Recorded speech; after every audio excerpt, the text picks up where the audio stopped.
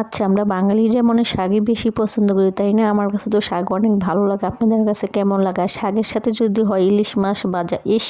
আর তো কোনো কথাই নেই। এক কথায় সবকিছু এক নিমেষে শেষ হয়ে যাবে। হ্যালো এভরিওয়ান, কি অবস্থা? আশা করি সবাই ভালো আছেন। আমিও ভালো আছি। আজকে আমি ইলিশ মাছ ভাজা করব আর সাথে হবে কলই শাক ভাজি। কলই শাক তো আমার কাছে অনেক অনেক অনেক ভালো লাগে। একটা ভালো লাগা শাক, সব শাকই ভালো লাগে, তার থেকে সবথেকে বেশি এটাই ভালো লাগে যে এখন ফাইনালি মাছটা ভেজে নিব। আমি যেহেতু একটা মানুষ, সেজন্য 2টা ইলিশ মাছের চাকা নিয়েছি, একটা চাকা নিয়েছি, একটা লেজা নিয়েছি। সেটাই আমি আজকে ভাজবো আর কলই শাক ভাজি করি। এটা দিয়ে আজকে আমার দুপুরের খাবার বা সকালকার খাবার চলে যাবে। আমার কাছে খুবই ভালো লাগছে এই খাবারটা, আজকে খুবই মজা লাগছে। যা কি বলবো, অতুলনীয় খাবার একটা হয়েছে। আমার কাছে এত ভালো লাগছে যা বলার বাহির। অনেক দিন পরে ইলিশ মাছ খাইছি, প্রায় 1-1.5 বছর হয়ে গেছে। তারপরে আজকে ইলিশ মাছ খাওয়া হয়েছে। তারপর ইলিশ মাছ কি ছোট ছোট ইলিশ মাছ, অত বড় একটা খাওয়ার সমর্থ নেই। সেদিন আপনাদের বলছি যে আমি খুবই অল্প দামের ইলিশ মাছ নিয়ে আসি, সেগুলোই আজকে আপনার সাথে খাবার শেয়ার করবো। তো আমার কাছে যেতটুকু সামর্থ্য আছে আমি সেই সামর্থ্য অনুযায়ী কিনছি। যে মাছগুলো ফাইনালি ভাজাভাজি শেষ হয়েছে। আর ইলিশ মাছের তেল যদি গরম ভাতের সাথে খাওয়া যায়, ভাই রে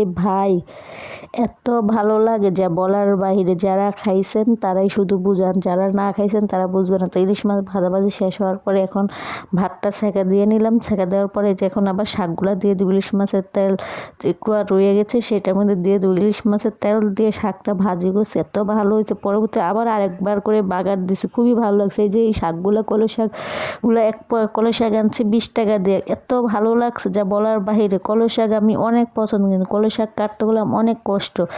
যত ছোট ছোট করা যায়, আমার মার থেকে শুনতাম সবসময় কলই শাক যত ছোট ছোট করা যায় ততই নাকি ভালো লাগে।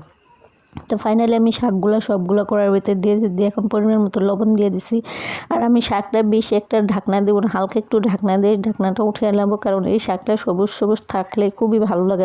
এই শাকের মধ্যে যত ঢাকনা দেবেন শাকটা লালসা লালসা সিদ্ধ সিদ্ধ ভাবে যায়। শাকটা ঢাকনা কম কম রাখবেন, দিবেন, তাহলে শাকটা একটা সবুজ একটা গ্রিন কালার থাকে, এত ভালো লাগে দেখতে, খুবই ভালো লাগে দেখতে। যেমন সুন্দর, খেতে তার থেকে আরও বেশি মজা। শাকের সাথে কলই শাকের সাথে যদি ইলিশ মাছ ভাজা হয় তাহলে তার কোনো কথা নেই। আজকে আমার এরকমই খাওয়াটা হয়েছে, এত ভালো হয়েছে, আপনাদের সাথে শেয়ার না করে পারলামই না। বারবার প্রশংসা করতে করতে মুখে আবার পানি চলে আসতেছে।